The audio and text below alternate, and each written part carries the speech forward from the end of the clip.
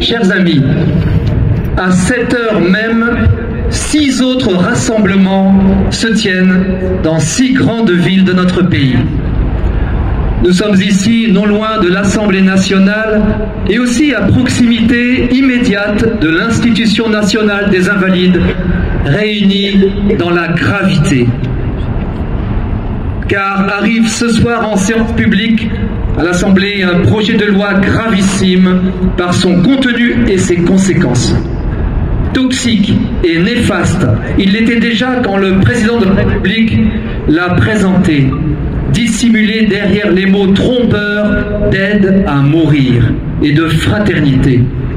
Et nous avons immédiatement dénoncé l'évidente supercherie, car il s'agissait bel et bien du suicide assisté et de l'euthanasie, c'est-à-dire de la fourniture à des patients de poisons mortels à s'auto-administrer ou à se faire administrer par un tiers, éventuellement même par un proche.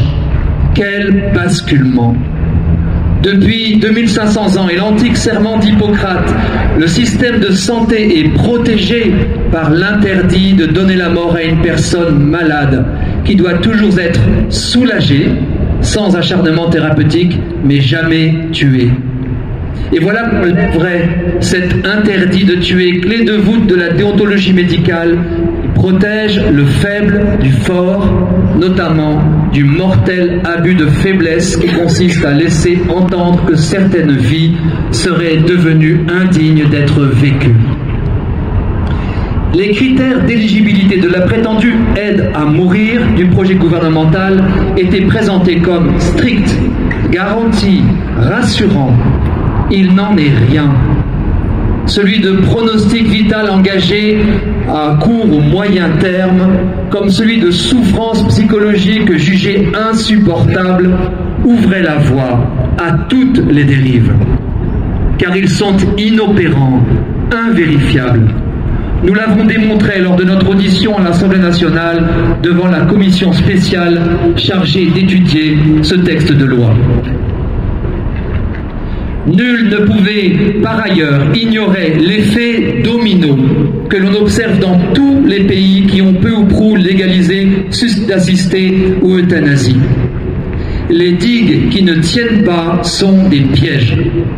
On commence par forcer la légalisation pour telle ou telle situation présentée comme extrême, savamment orchestrée, mais il s'agit de faire sauter le verrou.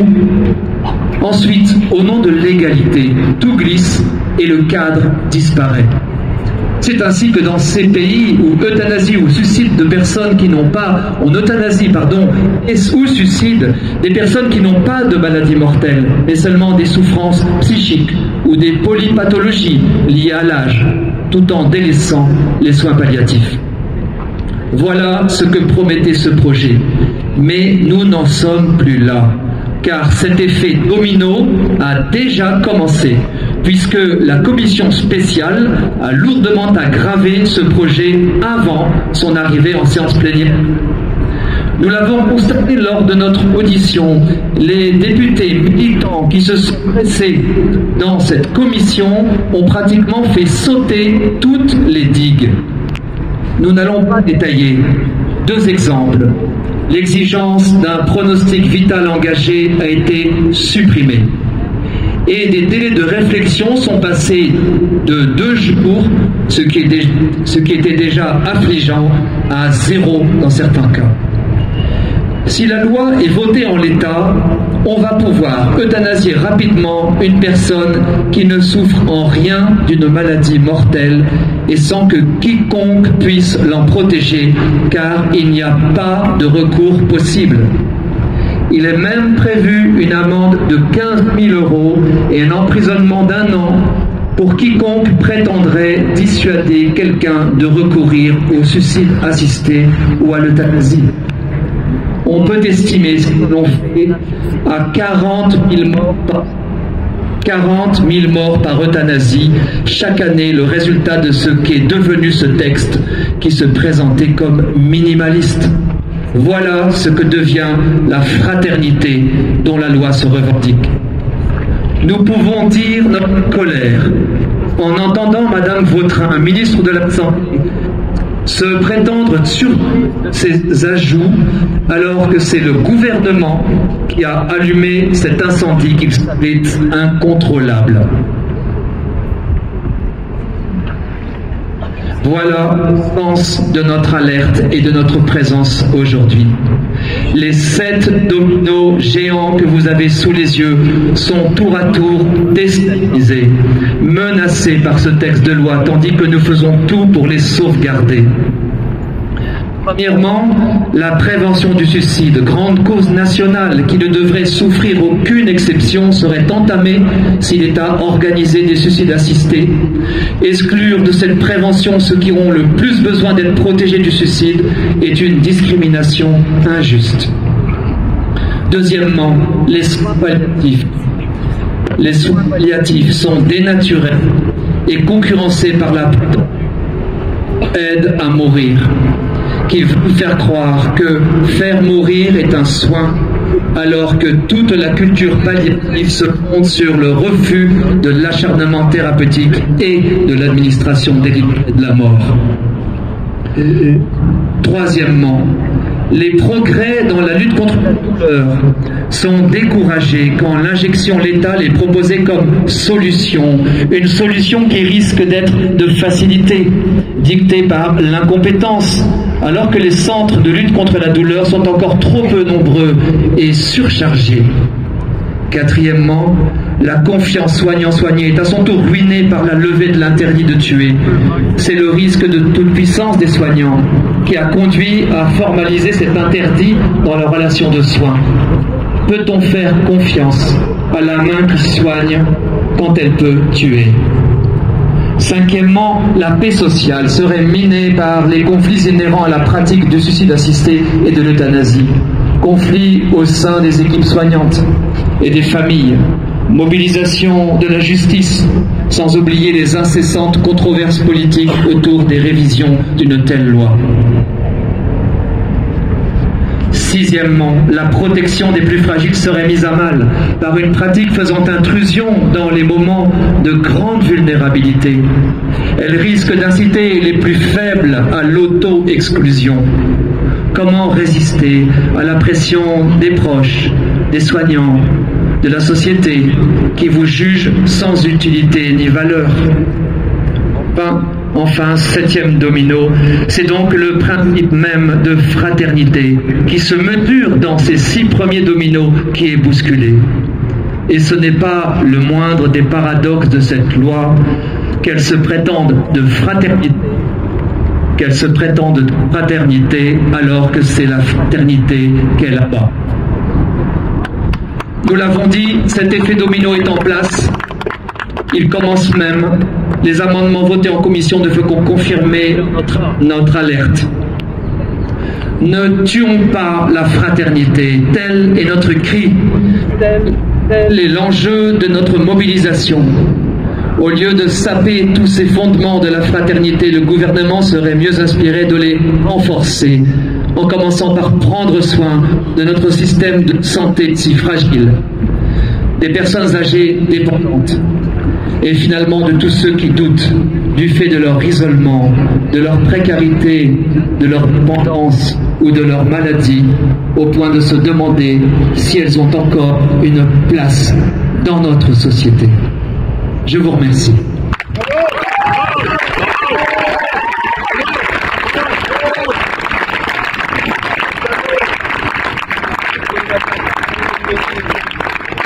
Merci beaucoup, chers amis. Je vais maintenant donner la parole au docteur Fontan, le docteur Jean Fontan qui vient de Toulouse, où il exerce depuis plusieurs années dans une unité de soins palliatifs. Il s'est spécialisé et travaille également en cabinet de médecine générale. Et Jean Fontan fait partie des nombreux soignants qui sonnent l'alerte contre ce projet de loi et nous lui avons demandé de nous en dire les raisons. Merci Tugdual. Bonsoir à tous. En effet, je suis en contact au quotidien avec des patients atteints de maladies graves et incurables. Et si je suis venu de Toulouse, c'est parce que je suis très inquiet du projet de loi du gouvernement pour plein de raisons. En premier lieu, cette loi affectera le fonctionnement des soins palliatifs. Comment maintenir une relation de confiance avec nos patients et leurs familles si on peut leur donner la mort? Notre rôle est de les soigner, de les accompagner. Il arrive que les patients soient en colère face à une décision d'arrêt des traitements qu'on juge déraisonnable. Il deviendra difficile de lutter contre l'acharnement thérapeutique car ils pourraient croire que l'arrêt des traitements signifie euthanasie. Si un patient demande une chimiothérapie et que son médecin pense qu'elle est déraisonnable, doit-il quand même la faire connaissant les conséquences négatives pour son patient, juste parce que c'est sa demande? De même, si un patient demande à mourir, répondre par l'affirmative signifierait « Oui, ta vie n'a plus de prix, elle ne vaut plus la peine d'être vécue, j'arrête de t'accompagner, je jette l'éponge dans ton cas ». Est-ce vraiment ça la solidarité, la fraternité? Actuellement, la loi française est bonne et suffisante. Seulement, il y a urgence à la faire connaître à l'heure où les fins de vie sont souvent mal gérées par manque de formation des soignants et donc mal vécues par le personnel et les familles.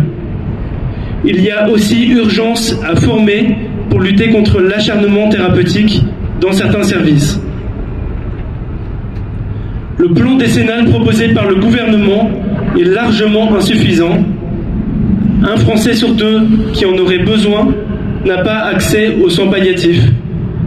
Ce n'est pas une augmentation du financement de quelques pourcents sur 10 ans qu'il faudrait, mais de plus de 50%, surtout face au vieillissement de la population.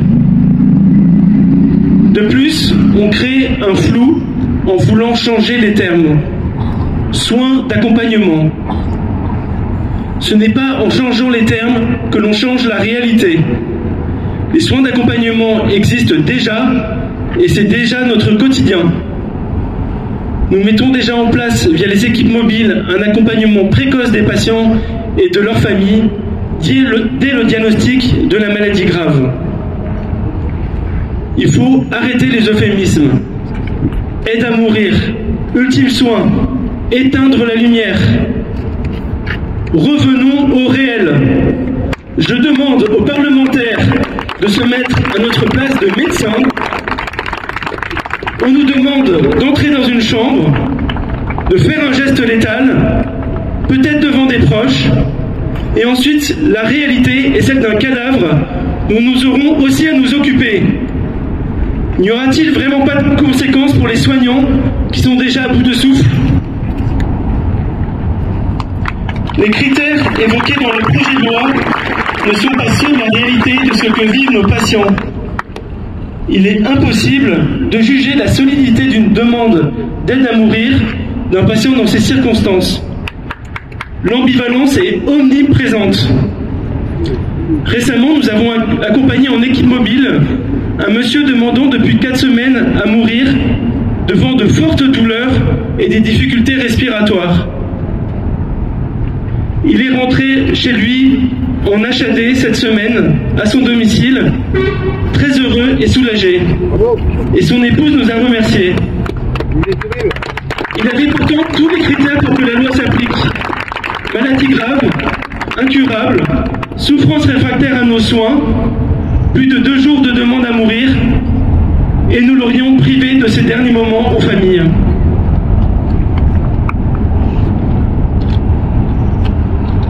Le danger est aussi celui de l'épuisement des familles et de la pression mise sur les patients en fin de vie qui ne sont plus libres d'exprimer leurs vrais désirs et besoins, culpabilisés d'être un poids pour leurs proches ou pour la société. Combien de fois avons-nous vu des patients mutiques et des familles qui disaient à leur place « Dis-leur que ta vie est insupportable » ou « Commande à ton cœur d'arrêter de se battre ». Les soins palliatifs, surtout s'ils sont mis en place précocement, permettent de répondre à leurs demandes et à la souffrance des familles. Il y a bien des moments en médecine où nous souhaiterions avoir la possibilité de donner la mort. Pourquoi? Parce que nous nous sentons souvent impuissants face à la réalité de ce que vivent nos patients.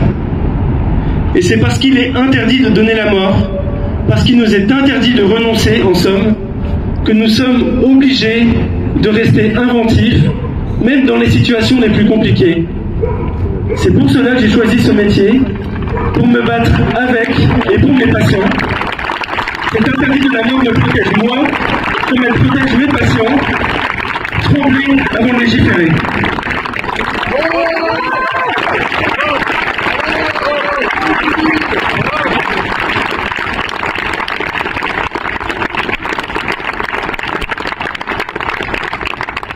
Un grand merci, Dr Jean Fontan, pour ce témoignage qui rejoint d'ailleurs celui de plusieurs anciens ministres de la Santé qui viennent de s'exprimer sur ce sujet. Donc la voix des médecins, il y a beaucoup de précurseurs et il y en aura beaucoup encore, je pense, qui vont se lever dans les jours qui viennent.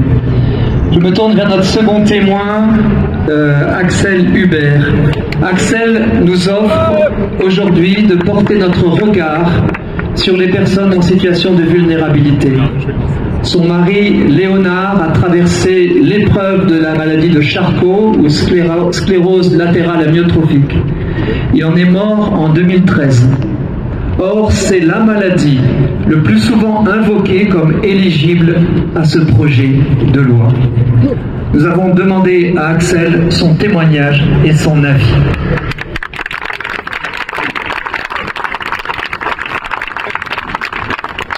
À 37 ans, mon mari, Léonard, est père de nos 4 enfants dont l'aîné a 5 ans, ressent les premiers symptômes de cette maladie qui sera diagnostiquée comme étant une SLA, plus connue sous le nom de maladie de Charcot. Maladie qui l'enfermera chaque jour un peu plus dans ce corps qui ne répond plus, puisque Léonard garde intactes ses fonctions cognitives et ses sens, mais devient progressivement tétraplégique, perd l'usage de la parole, de la déglutition et pour finir de la respiration. Léonard meurt d'une détresse respiratoire suite à cette maladie grave et incurable, 4 ans après les premiers symptômes, en 2013, l'aîné de nos 4 enfants a 9 ans. Léonard vit sa maladie de façon digne et libre. Il dit qu'il est heureux de vivre. Combattant celle qui le grignote peu à peu, il choisit la vie. Lors de ses rendez-vous médicaux, pendant lesquels neurologues et pneumologues font preuve de patience, d'écoute, de disponibilité et d'humanité, il écoute leurs conseils pour préserver ses muscles, trouver cette ligne de crête entre anticiper ce qui peut l'être et vivre le présent. Il bénéficie de visites pluridisciplinaires pour une prise en charge optimale. Il entre dans des protocoles de santé, se centre sur l'ici et maintenant, regarde le verre à moitié plein et même mieux se dit « j'ai déjà un verre ». Et il regarde ce qu'il peut encore faire. Il dit avec beaucoup d'humour « si je ne peux plus marcher, je courrai ». Puis, quelques mois plus tard, lorsque la maladie a encore gagné du terrain, « si je ne peux plus parler, eh bien, je chanterai ». C'est sa façon de continuer de courir ce risque du bonheur et de goûter la vie envers et contre tout, jour après jour, petit pas par petit pas, ou devrais-je dire mètre par mètre dans son fauteuil. Malgré l'avancée inexorable de cette maladie, il ose se laisser regarder et se laisser aimer, acceptant d'être ainsi aidé, nourri, lavé, vêtu, dispensant par son sourire cette dignité gratuite, restaurant les cœurs blessés de le voir si décharné et affaibli. Il vit aussi sa fin de vie de façon digne et libre. Bien sûr, foncièrement triste et inquiet dans un premier temps de devoir laisser sa femme et ses enfants, sa famille et ses amis, mais certainement pas une peur d'être à charge ou d'être de trop. Et malgré tout, dans l'acceptation libre que les derniers instants qui lui restent à vivre sont encore la vie, dans la conscience qu'il y a encore quelque chose à donner et quelque chose à recevoir, et malgré tout serein de savoir que l'équipe médicale fait tout pour tenter de le sortir de cette détresse respiratoire, avec des gestes de kiné et de ventilation non invasive. Puis, lorsque la fin de la vie approche, le neurologue et le pneumologue viennent visiter Léonard et moi-même, nous expliquent dans une grande douceur que les échanges gazeux de Léonard ne sont plus bons et désormais fatals. Ils nous invitent à accepter la mort naturelle qui vient. Ils répondent à la demande de Léonard d'avoir un sédatif pour l'aider à dormir, juste à dormir. Dans cette ligne que Léonard avait réaffirmée du ni acharnement ni euthanasie, nous savons l'un et l'autre que cette euthanasie n'aurait eu... Nous savons l'un et l'autre que cette ligne de Léonard est celle qui... je suis en train de me tromper dans mes notes. Nous savons l'un et l'autre que celle-ci n'a aucunement pour but, cette sédation n'a aucunement pour but de donner la mort, mais uniquement pour but de soulager sa détresse respiratoire. Et ce principe change tout. Le corps médical en entier prend soin de cette personne malade.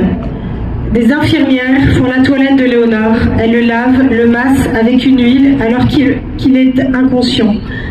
Elles le regardent comme cette personne qu'il n'a jamais cessé d'être. Leurs gestes sont empreints de douceur. Elles me disent qu'elles sont heureuses de lui faire du bien, de lui procurer ces gestes réconfortants. Je trouve ça beau. Et en même temps, je trouve cela normal. Oui, normal d'accompagner un mourant en donnant de son temps. De ne pas regarder le coût de ses derniers jours à l'hôpital. De considérer Léonard qui mérite ce temps, cette attention, ce soin, parce qu'il est une personne.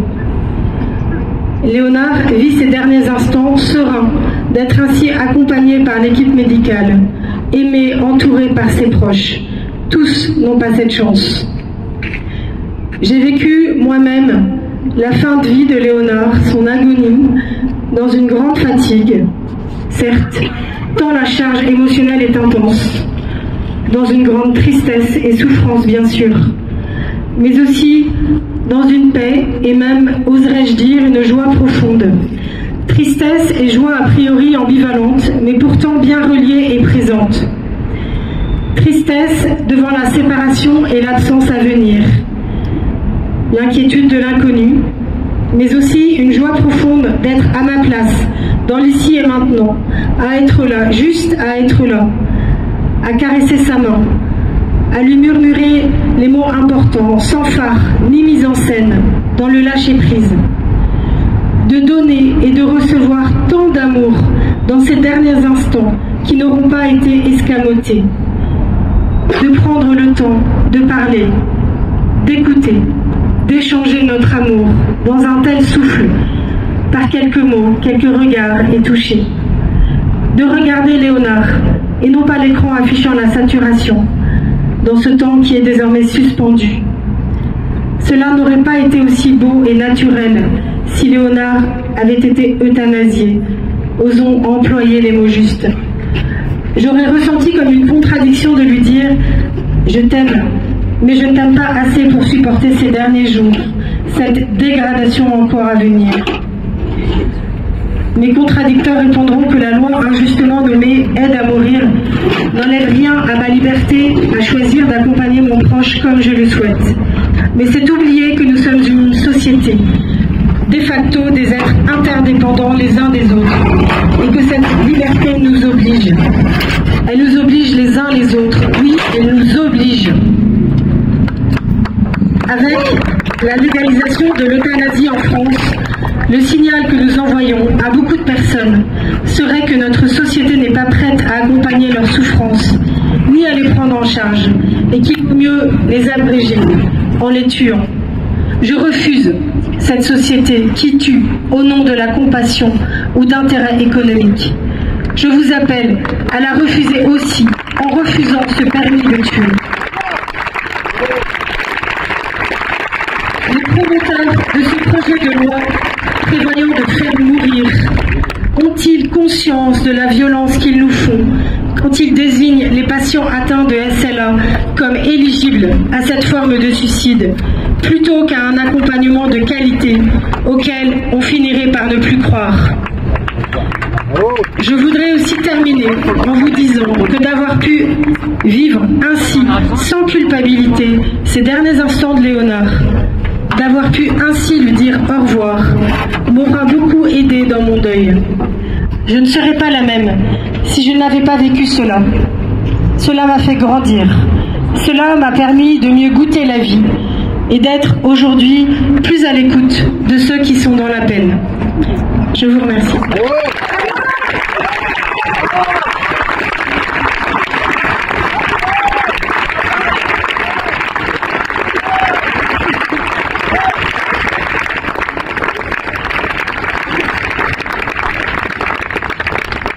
Un grand merci à Axel d'avoir donné ce témoignage qui nous donne aussi beaucoup de force à notre tour.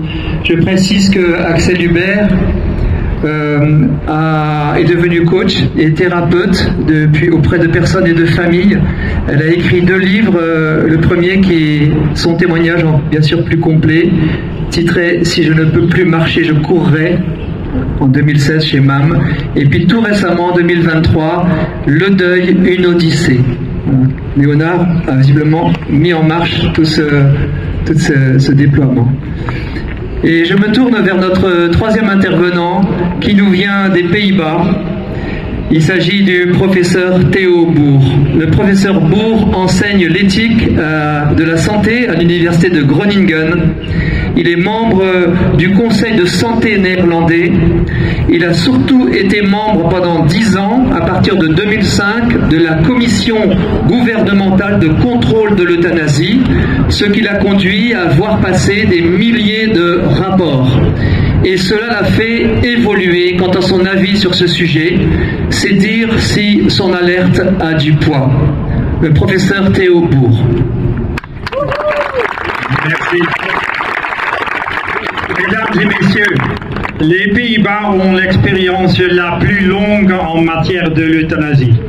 Depuis 40 ans, les Néerlandais qui souffrent insupportablement peuvent demander à un médecin de mettre fin à leur jour par l'euthanasie. En 2005, le gouvernement néerlandais m'a demandé de siéger à un comité qui évalue chaque cas d'euthanasie à la lumière de la loi. À ce moment-là, j'étais convaincu que la légalisation était une réussite. Les chiffres et les raisons étaient alors stables depuis un certain temps. Mais compte tenu de l'évolution des 20 dernières années, et après avoir passé en revue 4000 euthanasies, je suis convaincu qu'une légalisation n'est pas judicieuse. Que s'est-il passé des 20 années? Premièrement, une augmentation énorme des chiffres, passant de 2000 à 10 000 maintenant, et sans aucun signe d'arrêt.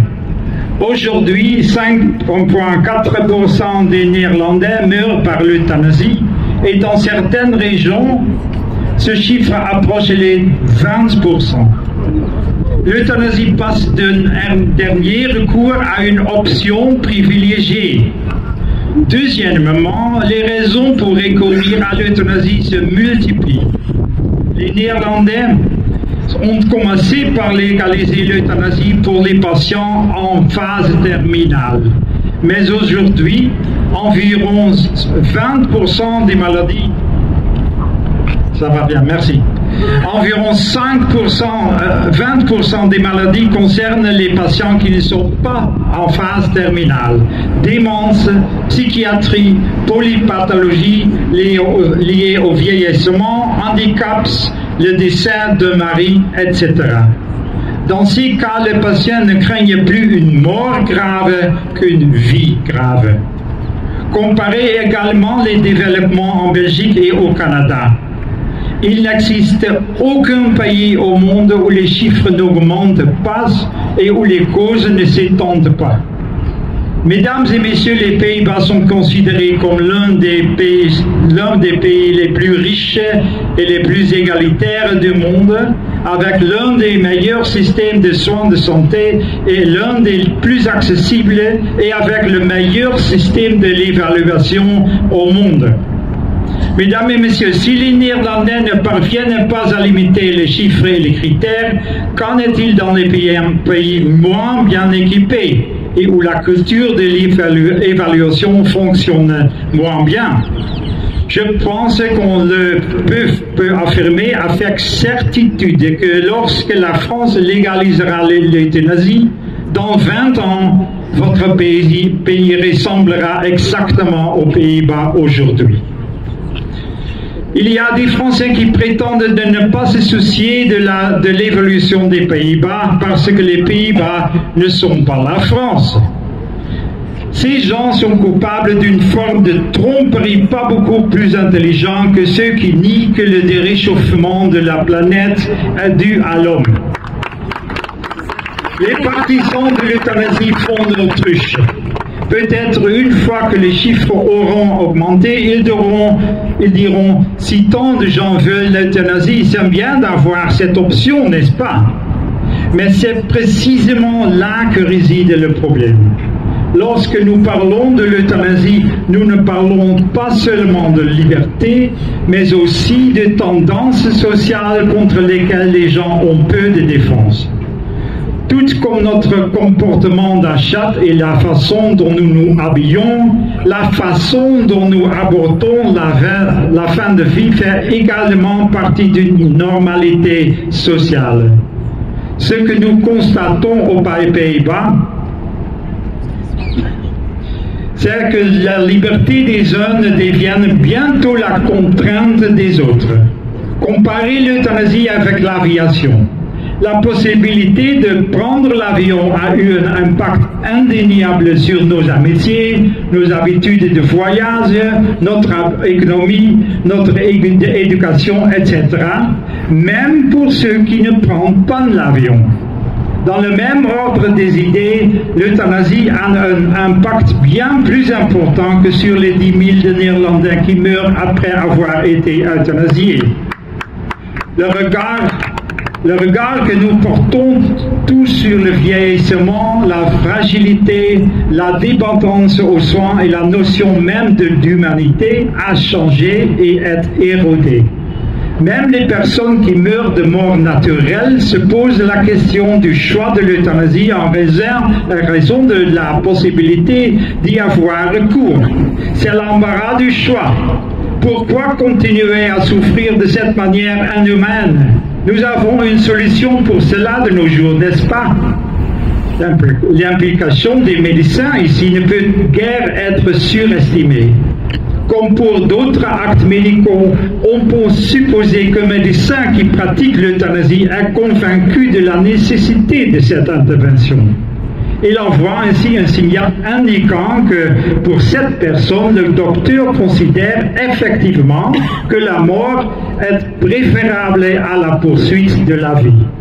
Cela se produit dans les relations individuelles entre le médecin et le patient, mais aussi au niveau social.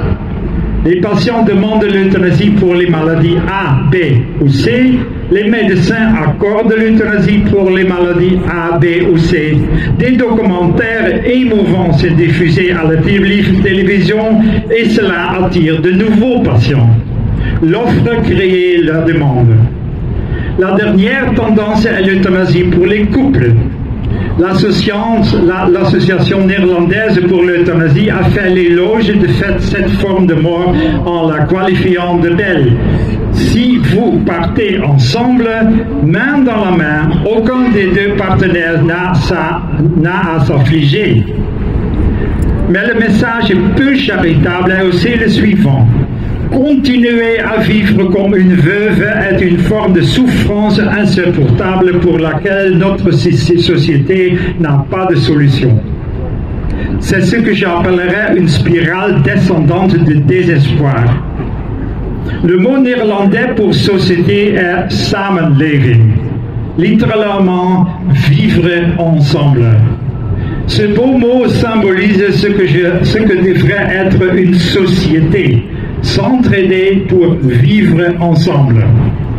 Presque tout le monde devra faire face à une certaine misère dans sa vie. Non, nous ne sommes pas appelés à rechercher la souffrance, mais les souffrances qui ne peuvent être soulagées par tous nos bons soins doivent être supportées ensemble. C'est ce que signifie le mot « samenleving ».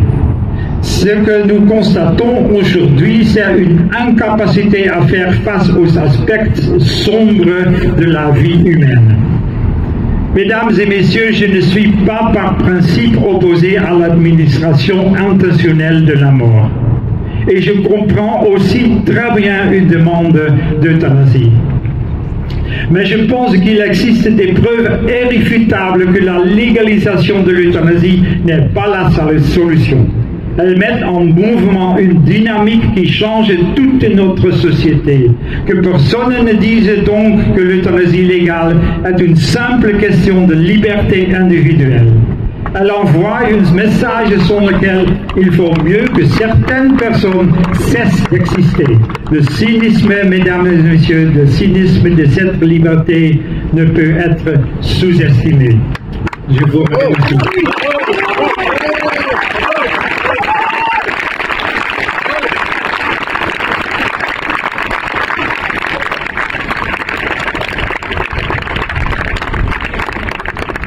Merci beaucoup, professeur Théobourg, de nous avoir alertés, je dirais avec un grand courage, car les personnes qui changent d'option devant la réalité, sans céder à la fatalité, font preuve de ce courage. Vraiment, merci de le transmettre.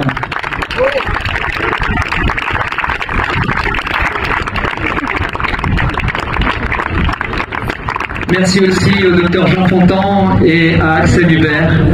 Merci à chacun d'entre vous qui êtes venus à notre appel.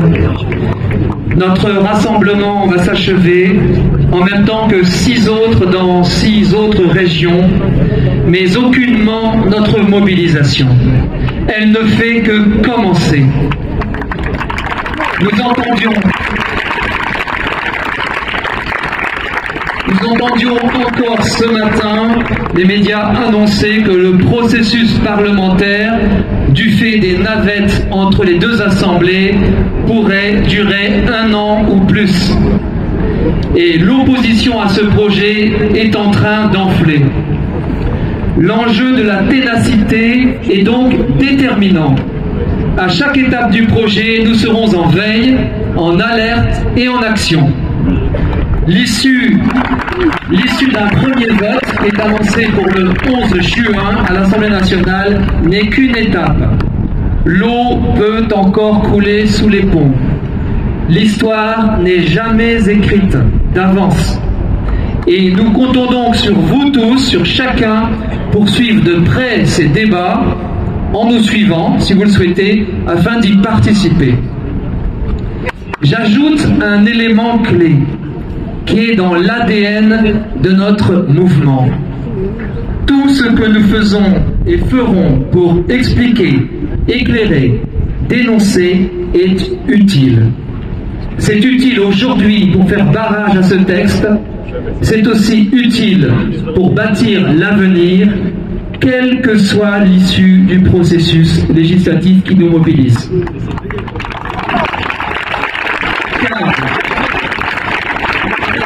Et j'en aurais terminé. Quel que soit ce résultat, nous devrons continuer à protéger nos concitoyens les plus vulnérables contre toute loi, toute mentalité et toute pratique qui tendent à déconsidérer leur vie jusqu'à les exclure ou à les pousser à l'exclusion.